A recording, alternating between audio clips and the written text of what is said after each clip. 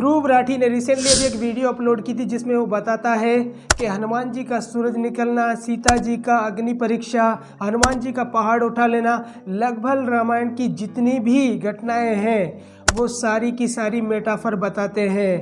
तो आज मैं वो प्रूव करके दिखाऊंगा कि वो सारी की सारी घटनाएं मेटाफर नहीं है, वो रियल में है। आज भी आप उसे देख सकते हो। तो सबसे पहले हम जान लेते हैं कि ये मेटाफर है क्या या फिर मेटाफोरिकल क्या है।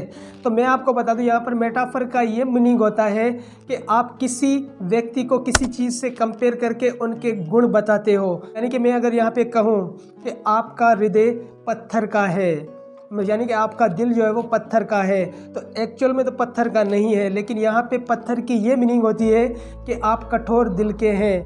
मेरा मानना है कि ये कहानियां मेटाफोरिकल हैं। और इसी मेटाफर को प्रूव करने के लिए ध्रुव यहाँ पर आचार्य प्रशांत जी का वीडियो उठाते हैं। पृथ्वी की समस्त ऊर्जा किसकी ऊर्जा है? तो सूरज को निगलने का क्या अर्थ हुआ? प्रकृति में जो सबसे बड़ा तुमको दिखाई पड़ सकता है, हनुमान जा करके सीधे उसी को जीत लाए, माने प्रकृति को जीत लेना। ये माने ये नहीं है कि फल समझ के ऐसे खा गए। तो मैं आपका दोस्त नारायण, वेलकम करता हूं मेरे YouTube चैनल में। तो आज की वीडियो में मैं आपको ये प्रूव करके बताने वाला हूं कि रामायण में जितनी भी घटनाएं हुई है वो रियल में आज भी है और ऐसी सिद्धियां आज भी लोग प्राप्त कर रहे हैं। पहली बात बता दूं कि आपको ये माइंड में समझना होगा कि ये कोई आम रैंडम व्यक्ति नहीं कर रहा। भगवान प्रभु श्री राम स्वयं विष्णु भगवान का अवतार थे और हमारे जो हनुमान जी थे वो शंकर भगवान का अवतार थे और उन्हें अष्ट सिद्धियां प्राप्त थी, वो कुछ भी कर सकते थे। सबसे पहले आते हैं द्वारिका के ऊपर। तो सबको पता होगा कि द्वारिका पानी के ऊपर थी, समुद्र में बीचों बीच, सबको पता था, लेकिन कोई भी इतबार करने के लिए तैयार नहीं था। तो एसआर राव ने पूरी जिंदगी लगा दी अपनी ये साबित करने में कि एक्चुअल में जो द्वारिका है वो पानी के अंदर थी। उनकी वीडियोस भी आपने देखी होगी और उनकी रिसर्च काफ़ी मतलब इंटरेस्टिंग है। उन्होंने किस तरीके से रिसर्च की वो सारी चीज़ें आप प्रूफ से देख सकते हो। आपने सुना होगा रामभाऊ स्वामी के बारे में। तो रामभाऊ स्वामी एक ऐसे योगी थे जिन्होंने ऐसी एक सिद्धि हासिल की जिनको आग छू नहीं पाती थी। यानी कि वो जब आग में लेट जाते थे तब उनकी बॉडी को तो क्या, उनके जो वस्त्र पहने हुए होते थे उनको भी आग टच नहीं कर पाती थी।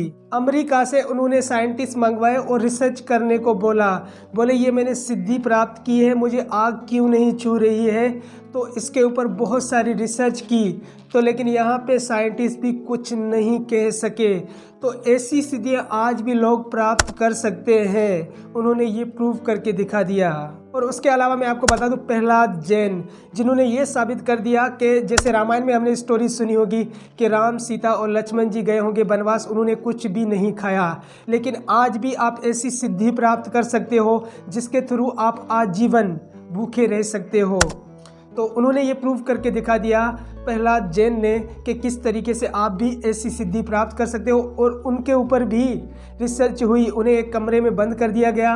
प्राणी के रूप में अब विज्ञान के सामने ऐसा अजूबा खड़ा है जो कभी टॉयलेट नहीं जाता। जी हाँ, ये सन्यासी मलमूत्र भी नहीं त्यागता। प्रहलाद जानी ने डॉक्टरों को पहले ही बता दिया था कि उनके शरीर में मूत्र बनता तो है, लेकिन वो उसे अपनी आध्यात्मिक शक्ति से खून में बदल देते हैं।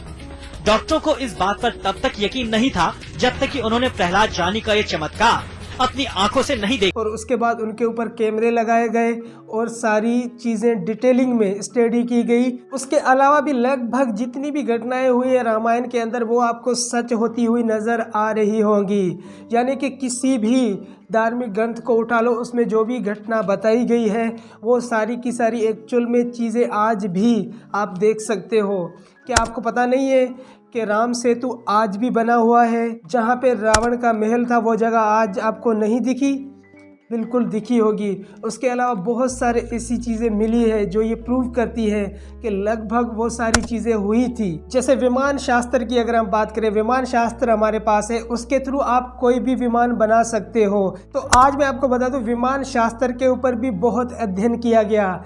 अमेरिकन साइंटिस्ट ने बहुत सारी रिसर्च की और उन्होंने ये बता दिया कि ये एक्चुअल में काम करता है। तो उन्होंने जिस तरीके से विमान शास्त्र में बताई गई थी स्टेप बाय स्टेप चीज़ें, उनके ऊपर काम किया और उन्होंने एक छोटा विमान तैयार किया और एक्चुअल में वो काम भी कर रहा था। Our vehicle in the wind tunnel experiment was showing positive lift like an aircraft would.